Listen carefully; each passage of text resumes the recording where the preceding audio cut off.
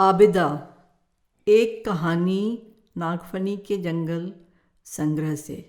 यह संग्रह 1991 में इलाहाबाद से प्रकाशित हुआ था।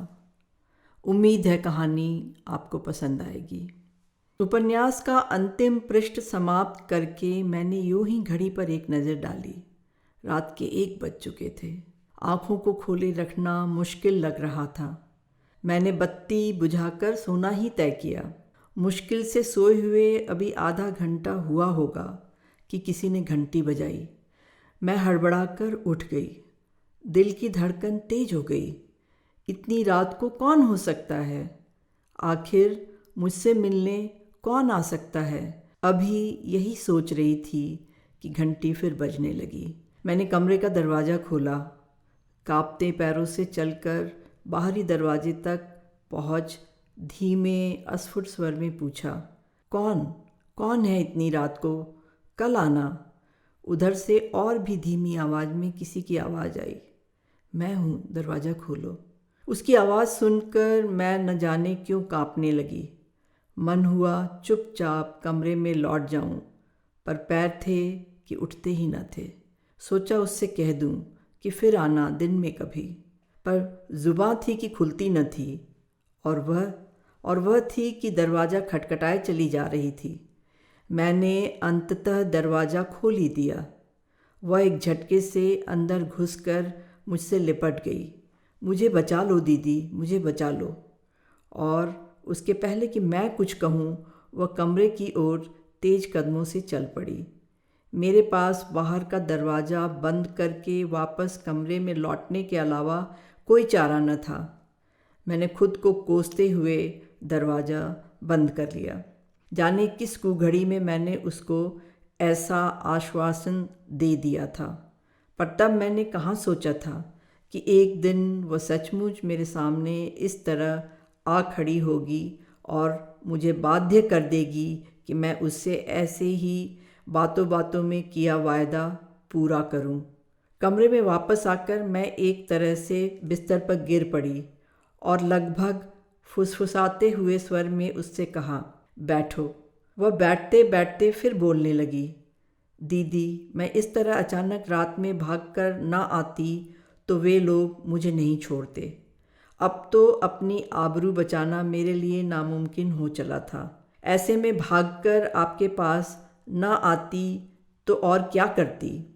मेरे दिमाग में ढेरों सवाल एक साथ उठने लगे और मैंने सुबह होने तक बात को टालने की गरज से उससे कहा, देखो, कोई घबराने की बात नहीं है।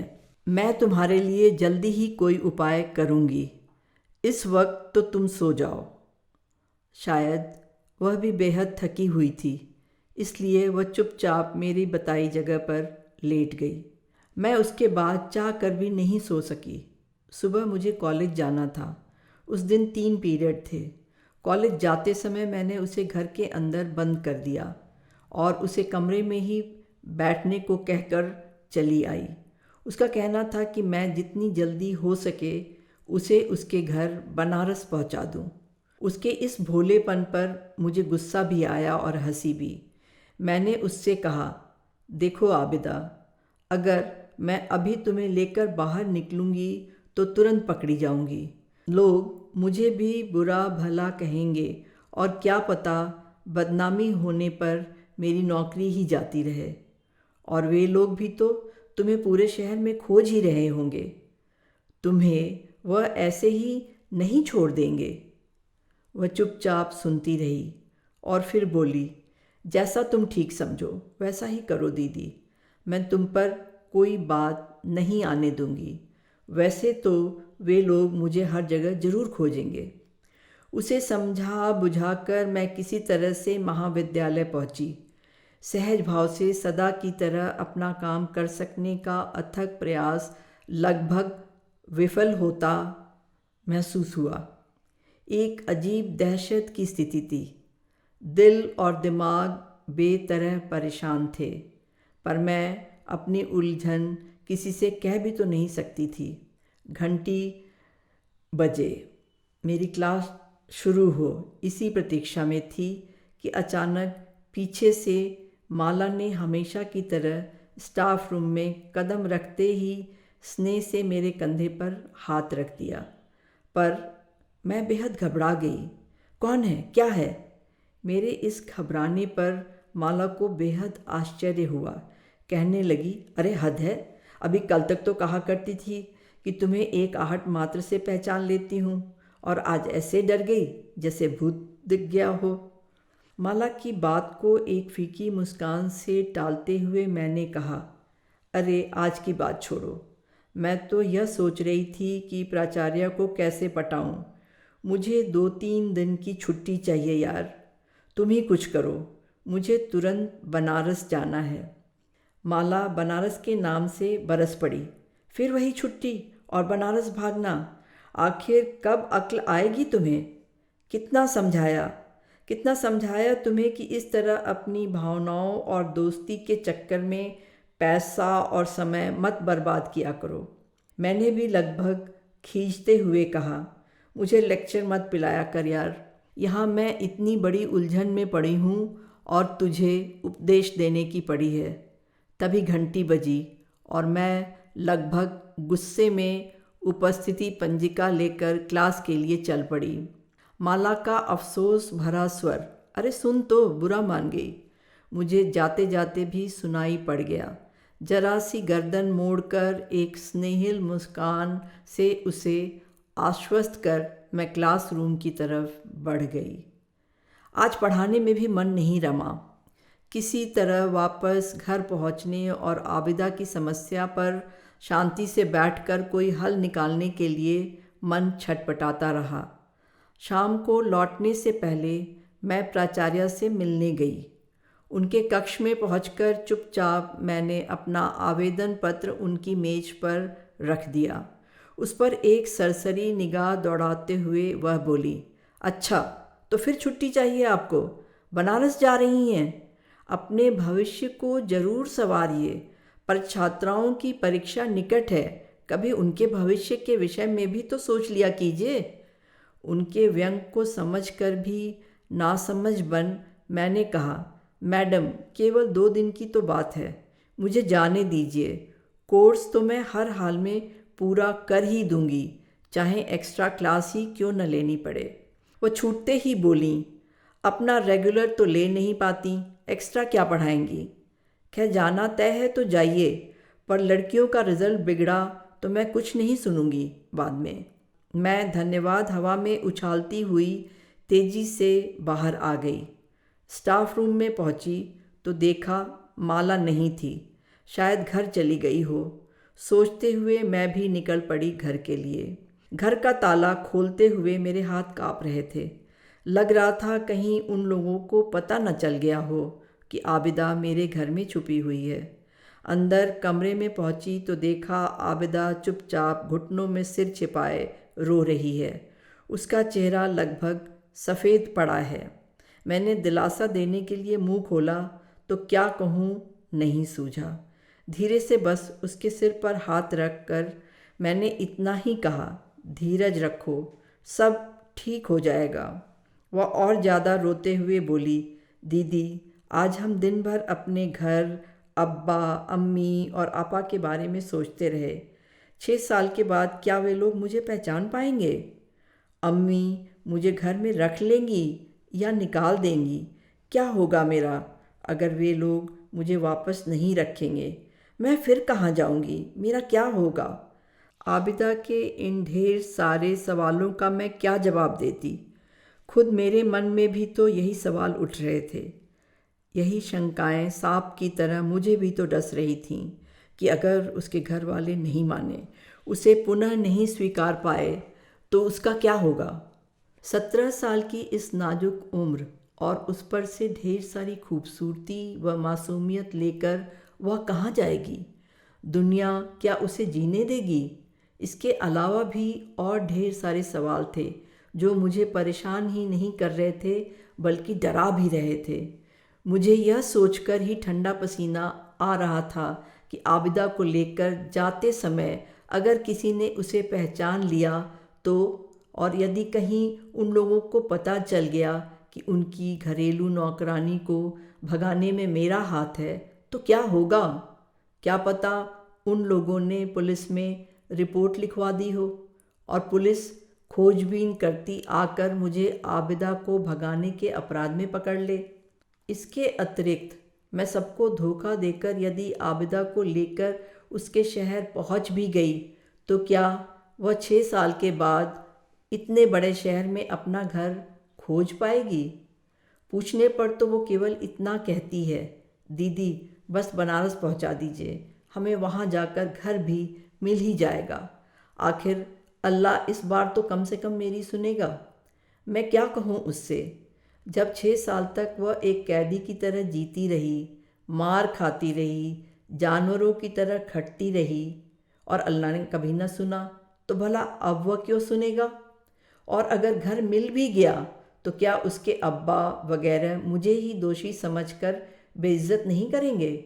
मैं एक हिंदू लड़की जो अभी अभी एमए करके प्रवक्ता बनी हूँ और देखने में प्रवक्ता कम छात्रा ज़्यादा लगती हूँ। क्या उनको इस नाजुक मौके पर समझा बुझाकर अक्ल से काम लेने के लिए बाध्य कर सकूँगी? क्या 6 साल की लंबी अवधि के बाद अपनी बेटी को देखकर वे भावनाओं में नहीं बह जाएंगे?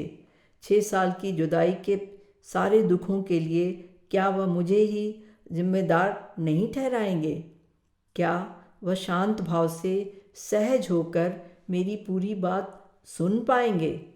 बिस्तर पर पड़े पड़े मैं देर रात तक यही सब सोचती रही। देखा आबिदा भी सो नहीं पा रही है।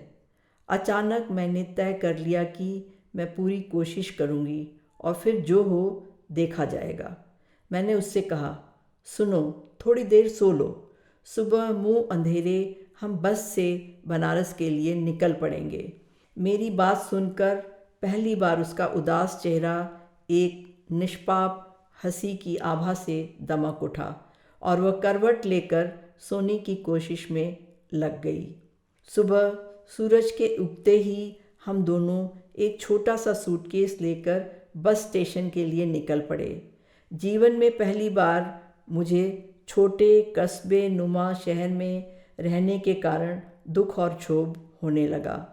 छोटी जगहों में सब एक दूसरे को जानते पहचानते हैं और मुझे आबिदा के पहचाने जाने का भय बुरी तरह से आतंकित कर रहा था। बस में बैठने के बाद बस मैं यही प्रार्थना करती रही कि कोई परिचित ना मिल जाए और बस अति शीघ्र बनारस पहुंच जाए। बस समय से आधे घंटे देर से चली। उस बीच मैंने हनुमान चालीसा का पाठ किया। बचपन में मेरे बाबा ने बताया था कि हनुमान जी को सच्चे मन से याद करने पर मनचाही इच्छाएं पूरी हो जाती हैं। 8 घंटे का सफ़र ऐसा लगा जैसे कभी ख़त्म ही न होगा। मेरे लाख कहने पर भी आबिदा ने रास्ते में कुछ भी न खाया। मुझे भी भूख या प्यास की अनुभूति नहीं हुई। दोपहर हो चुकी थी और बस बनारस स्टेशन के पास पहुंचकर रुक गई थी। स्टेशन से विश्वविद्यालय की दूरी 8 किलोमीटर से कम नहीं थी और मैं सदा ऑटो रिक्शा से ही जाती थी, पर उस दिन मैंने रिक्शे से ही जाना तय किया ताकि आबिदा रास्तों को पहचान सके और घर का रास्ता याद कर सके। वैसे आबिदा ने मुझे पहले बताया था कि वे लोग मुसलमानों के मोहल्ले में ऊपर के मकान में रहते थे और उसके अब्बा रेशमी साड़ियों की कताई वगैरह का काम करते थे। यही सोचकर मैंने रिक्शे वाले को सोनारपुरा की ओर चलने के लिए कहा था और मेरा अंदाज़ा काफ़ी हद तक सही निकला। सोनारपुरा की ओर से गुजरते हुए आबिदा की आंखों में एक पहचान भरी चमक उभर आई। वह तुरंत पता लगाना चाहती थी, पर मैंने उसे किसी तरह से रोका। मेरी इच्छा थी कि छात्रावास पहुंचकर एकाध सहेलियों से सलाह मशविरा करने के बाद रश्मि वगैरह को साथ लेकर आबिदा का घर ढूंढना ही ठीक रहेगा। छात्रावास पहुंचकर मैंने रश्मि को सारी बातें बताई। वह आबिदा का ख्याल किए बिना भड़क उठी। तुम्हारी यही बेवकूफ़ी की बातें मुझे अच्छी नहीं लगती। तुमसे कितनी बार कहा कि इस तरह की बेकार बातों में खुद को मत उलझाया करो। पर तुम हो कि समझती ही नहीं। तुम क्या समझती हो, इसके घर वाले मिल जाएंगे? और मिल भी गए तो क्या वे लोग 6 साल बाद इसको वापस रख लेंगे? उफ, तुम इतनी इडियट और डल क्यों हो? I just can't understand. जानती हो, इसका पुलिस केस भी बन सकता है। रश्मि का इस रुखाई से पेश आना और झिड़कना मेरे लिए नया नहीं था, पर आबिदा के सामने उसका इस तरह पेश आना मुझे बेहद नागवार गुजरा। उसकी बातें सुनकर आबिदा अपराध भावना व संकोच से गड़ गई। उसने मुझसे कहा, यह दीदी ठीक ही कह रही हैं, मैंने नाहक आपको परेशान किया, पर अब अपने घर में अकेले ही चली जाऊंगी, आप पर कोई बात नहीं आएगी। फिर मुझसे नहीं सहन हुआ।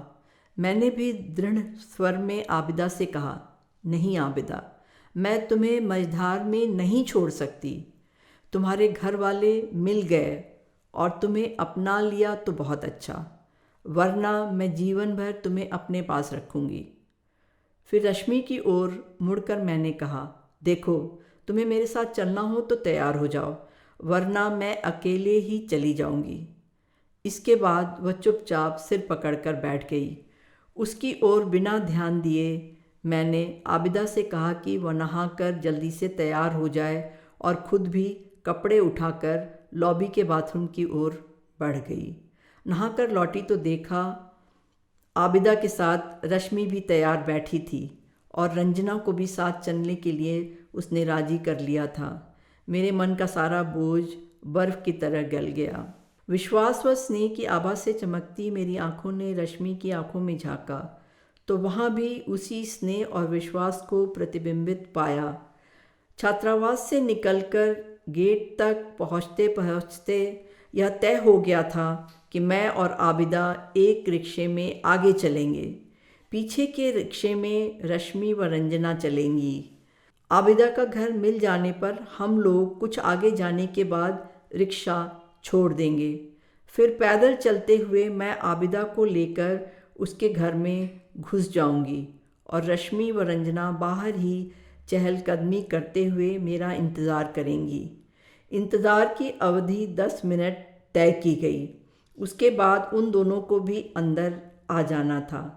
गेट पर पहुंचकर एक मुश्किल सामने आई। जब रिक्शे वाले ने पूछा कि कहाँ जाना है, मैंने कहा कि चलो गुदौलिया की ओर।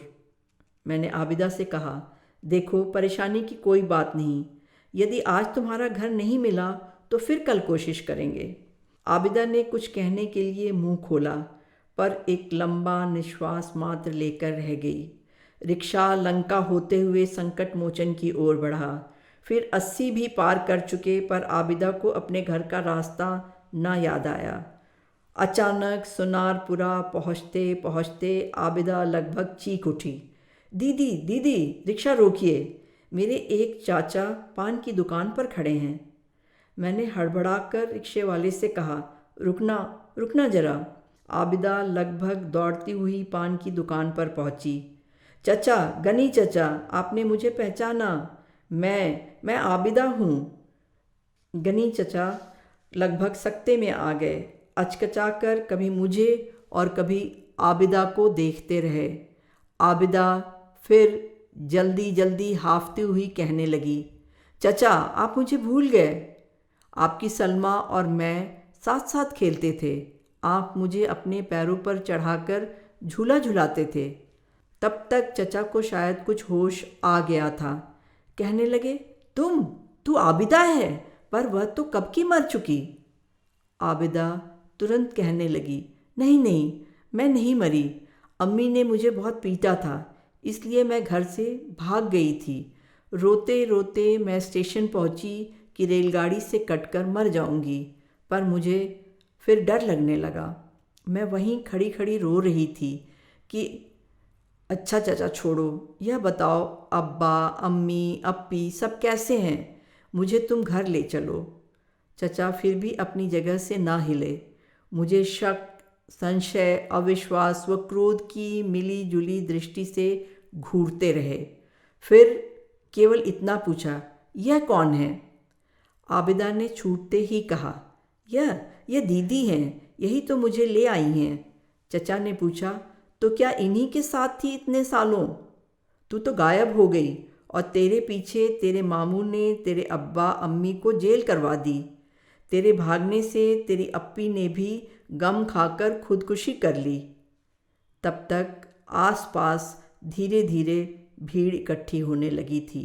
मैंने दबे स्वर में कहा, देखिए यहाँ ठहरना ठीक नहीं लग रहा, घर चलिए, मैं आपको सारी बातें बताती हूँ। चचा बोले, देखिए जी, इसके अब्बा घर पर नहीं होंगे इस समय। मैंने कहा, कोई बात नहीं, कोई तो होगा घर पर। इस पर चचा को तुरंत कोई जवाब नहीं सूझा, इसलिए वह हमें लेकर एक गली की ओर मुड़ गए। पीछे मुड़कर मैंने देखा, रश्मि और रंजना थोड़ी दूर पर खड़ी मुझे ही देख रही थीं। मैंने आंखों से ही उन्हें आश्वस्त कर रुकने का संकेत किया और तेज कदमों से आबिदा के साथ गली में चचा के पीछे पीछे चल पड़ी। करीब 50 कदम चलकर एक गंदे से पुराने खंडहर नुमा मकान के सामने पहुंचकर चचा रुक गए। मैं इसके अब्बा को खबर करता हूँ, आप ऊपर चलें। आबिदा दौड़ती हुई तंग और आड़ी तिरछी सीढ़ियाँ चढ़ने लगी। मैं भी उसके पीछे लगभग दौड़ने लगी। सीढ़ियों पर जगह जगह कूड़े के ढेर पड़े थे। ऊपर का दृश्य और भी बुरा था। एक तरफ एक बकरी चारपाई के पाए से बंधी हुई थी, वहीं 3 मुर्गियाँ एक दूसरे से उलझ रही थीं और चारपाई पर एक वृद्धा लेटी हुई थी। कमरे के नाम पर एक दालान था बस। आबिदा दौड़कर उस औरत से लिपट गई। दादी दादी, मुझे पहचाना, मैं तेरी आबिदा हूँ। वह औरत काफ़ी मुश्किलों के बाद किसी तरह बैठती हुई कहने लगी, मैं न कहती थी कि एक दिन मेरी बच्ची ज़रूर वापस आएगी। और उसकी बूढ़ी धुंधली आंखें बरस पड़ीं। वह आबिदा को बाहों में भरकर चूमने लगी। इस बीच 5-10 मिनट निकल गए। मैंने आबिदा से कहा कि वह दादी को सारी बातें बताए। तब तक वृद्धा का ध्यान मुझ पर नहीं गया था। वह बोली, यह कौन? दादी, यही वो दीदी हैं जो मुझे वापस ले आई हैं। स्कूल में टीचर हैं। दादी ने लपक कर बैठे बैठे ही मेरी बाँह पकड़ ली और सुबकते हुए बोली, खुदा तुम पर रहम करे, तुम्हें लंबी उम्र दें, तुमने हमारी बच्ची लौटा दी। इसी बीच चचा ने शायद अब्बा और अम्मी को भी खबर कर दी थी। वे लोग और कुछ अन्य रिश्तेदार भी वहाँ आ पहुँचे। इस बीच कुछ मैंने और कुछ आबिदा ने बताया, पर उनके प्रश्न थे कि ख़त्म न होते थे। अब्बा यानी कि रहीम मियाँ इस बीच मुझसे कुछ पूछना न भूले कि मैं कौन हूँ, कहाँ से आई हूँ और बनारस में कहाँ ठहरी हूँ। मैंने फिर उनसे विदा मांगी, बताया कि मेरी सहेलियाँ बाहर नाहक मेरे लिए परेशान होंगी, पर उन लोगों की भीड़ से निकलना नहीं हो पा रहा था। तभी मैंने देखा कि रश्मि और रंजना दौड़ती हुई आ रही हैं। सीढ़ियाँ चढ़ती हुई दोनों हाँफ रही थीं और उनके चेहरे पीले पड़ गए थे। मैंने आंखों ही आंखों में उन्हें समझाया कि सब ठीक है, घबराने की कोई बात नहीं। फिर लगभग 1.5 घंटे उसी टूटी चारपाई पर बैठकर मैं उन्हें समझाती रही। इस बीच न जाने कहाँ से रहीम मियाँ इलायची के 2-4 दाने ले आए और हथेली पर ही रखकर हमसे खाने का आग्रह करने लगे। मुझे लगा जैसे कहीं पड़ोस से मंगाया हो, क्योंकि इस घर की स्थिति ऐसी नहीं थी कि इलायची घर में रखी पड़ी हो। इलायची लेकर हम सीढ़ियाँ उतरने लगे। गली में अंधेरा गहराने लगा था। हम तीनों में से कोई कुछ न बोला। भारी मन से तीनों चलते रहे। सड़क पर पहुंचकर साथ आए रहीम मियाँ ने हमें रिक्शा तय करा दिया। फिर मेरा हाथ अपने हाथ में लेकर भीगे शब्दों में बोले, आपका यह एहसान मैं ज़िंदगी भर न भूलूँगा। और उसके बाद उनका गला रुंध गया। मुझसे भी कुछ बोला न गया। केवल प्रणाम की मुद्रा में हाथ जोड़ते हुए मैं रिक्शे में जा बैठी। रश्मि व रंजना भी बैठ गईं तो रिक्शा यूनिवर्सिटी की ओर चल पड़ा। रास्ते में अंधेरा और गहरा गया। रश्मि ने धीरे से मेरा हाथ अपने हाथों में ले लिया। उस स्पर्श में क्या था न जाने, एक साथ विश्वास, स्नेह, दुलार और गर्व का मिला जुला भाव मन में जाग उठा और मेरे ओठों पर कई दिनों बाद हंसी खिल उठी। रश्मि से ही तो एक साथ यह सब मिल जाता था और यही एकमात्र कारण था मेरे बार बार बनारस भागकर आने का। अगले 2 दिन बड़े खुशनुमा थे। उस कस्बे नुमा शहर की सारी नीरसता रश्मि के साहचर्य में मैं भूल जाती थी। इस बार लौटने के बाद बार बार मुझे आबिदा याद आती थी। पता नहीं वह कैसी हो, पर उस घर की नौकरानी बनकर दिन रात मशीन की तरह काम तो न करती होगी। कोई उसके मुंह पर गरम खौलती चाय तो न फेंकता होगा। मुझे याद आया उसका चुपचाप सिसकना और कभी कभी मेरे घर आकर अपना दुख हल्का कर लेना। उन दिनों मैं उन लोगों के पड़ोस में रहा करती थी। वह उनके घर में नौकरानी थी और सारा घर वही संभालती थी। माता पिता को अपनी अय्याशी से फुर्सत न थी। दिन रात क्लब में पड़े पड़े जुआ खेलते रहते। बच्चों को आबिदा ही संभालती थी। वे लौटकर यदि घर आते तो आते ही किसी न किसी बात पर आबिदा पर बरस पड़ते। कभी कभी 2-4 थप्पड़ भी रसीद कर देते उस गरीब को। उस दिन तो हद हो गई जब चाय का जायका ठीक न लगने पर साहब ने चाय की प्याली आबिदा के मुंह पर दे मारी थी। उसका सारा चेहरा जल गया था। उन दोनों के क्लब जाते ही आबिदा मेरे घर आई थी। उसका चेहरा फफोलों से भर गया था। उसे देखकर मेरी चीख निकल गई। वह देर तक रोती रही और उस दिन उसने मुझे बताया कि वह उनकी नौकरानी नहीं, उसे वे लोग लगभग 6 साल पहले अपने साथ बनारस से ले आए थे। वह अम्मी के हाथों पिटकर रेल से कटकर मरने चली आई थी, पर स्टेशन पर दोनों पति पत्नी ने उसे खाना खिलाया था और अपने साथ यहाँ ले आए थे। आने पर 2-4 दिनों के बाद से ही वह घर के काम करने लगी थी। नन्ही जान दिन भर खटकर जब बरामदे में रूखा सूखा खाकर लेटती तो उसे अब्बा और अप्पी बहुत याद आते। वह रोते रोते सो जाती। उसने कई बार उन लोगों से कहा था कि वे उसे उसके घर पहुंचा दें, पर वे हमेशा टाल जाते। उन्होंने उसे सख्त हिदायत दी थी कि वह किसी से कुछ न बताए, वरना उसे जान से मार डालेंगे। इसी डर से उसने कभी किसी से कुछ नहीं कहा था, पर आज शायद उसके धीरज का बांध टूट गया था और मेरी सहानुभूति पाकर उसने मुझे सब बता दिया था। उसकी बातें सुनकर मैं अचंभित रह गई थी और न जाने कब अपने आदर्शों के बहाव में बहकर मैंने उससे यह वायदा किया था कि मैं मौका मिलने पर उसे उसके घर पहुंचा दूंगी। कुछ दिनों बाद मैंने वह घर छोड़ दिया था, क्योंकि मुझे अपने महाविद्यालय के पास ही दूसरा घर मिल गया था। मुझसे जाते समय आबिदा ने रोते हुए कहा था, दीदी अपना वादा मत भूलना। मैं तब तक यथार्थ के धरातल पर पहुंच चुकी थी और मेरी समझ में यह बात आ गई थी कि उस कस्बे में उन लोगों का कोई विरोध नहीं कर सकता। मैंने उसका दिल रखने के लिए चलते चलते उससे कह दिया था कि सही मौका आने पर मैं उसे ले जाऊंगी। और फिर लगभग 8 महीने बाद अचानक एक दिन रात को उसने मुझ पर भरोसा करके मेरा दरवाज़ा खटखटाया था और चाह कर भी मैं उसे अंदर आने से नहीं रोक पाई थी। बनारस से लौटकर आने के बाद मैं बहुत दिनों तक सहज नहीं हो पाई। मुझे यही लगता रहा कि पता नहीं आबिदा सुखी होगी या नहीं। उसके घर की स्थिति याद कर लगता पता नहीं उसे दोनों वक्त खाना भी मिलता होगा या नहीं। मुझे उसके अब्बा का उसे तुरंत स्वीकार लेना, अपना लेना भी सहज नहीं लगा। शायद उसके पीछे बहुत बड़ा कारण था। आबिदा के गायब होने की खबर सुन उसके मामू ने उसकी सौतेली माँ और उसके अब्बा पर मुकदमा दायर कर दिया था कि उन लोगों ने उसे मारकर कहीं दफना दिया है। पुलिस ने रहीम मियाँ के परिवार को हर तरह से तंग किया था।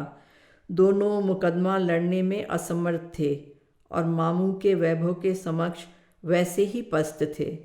उनको उम्र कैद या फांसी दिलवाने का बीड़ा उठाए मामू जीत की कगार पर थे कि अचानक आबिदा घर वापस आ गई थी। ऐसा नहीं था कि रहीम मियाँ और उनकी बीवी के विचार ऊंचे थे या वे बड़े उदारवादी थे, इसलिए आबिदा से उन्होंने कोई नाजुक सवाल न पूछा और उसे सिर आंखों पर रख लिया था। क्या स्वयं उन दोनों के जीवन मात्र से नहीं जुड़ा था आबिदा को पुनः स्वीकार कर लेना? मैं नहीं समझ पाती कि मैंने किसका भला किया, आबिदा का या उसके अब्बा व अम्मी का। रहीम मियाँ व उनकी बीवी तो उम्र कैद से बच गए, पर आबिदा की अप्पी को खुदकुशी क्यों करनी पड़ी? सौतेली माँ ने न जाने कितने दुख दिए होंगे कि भरी जवानी में 16 साल की लड़की ने खुदकुशी कर ली। ऐसे ढेर सारे सवाल मुझे परेशान करते रहते हैं। न जाने क्यों आज इतने सालों बाद भी मैं आबिदा को भूल नहीं पाई। उससे फिर कभी मिलना नहीं हो सका। पता नहीं वह सुखी होगी या नहीं। बस मुझे इस बात का संतोष है कि मैंने अपना वायदा निभा दिया। पर क्या मैं वास्तव में संतुष्ट हूँ? क्या मेरा फ़र्ज पूरा हो गया? क्या मैं आबिदा का शोषण सदा के लिए समाप्त करने में सफल हो पाई? अजनबियों की क्रूरता से तो वह मुक्त हो गई, पर क्या अपनों से मिला दुख भी दूर हो गया होगा? ऐसे ढेरों सवाल मुझे आज भी परेशान करते हैं।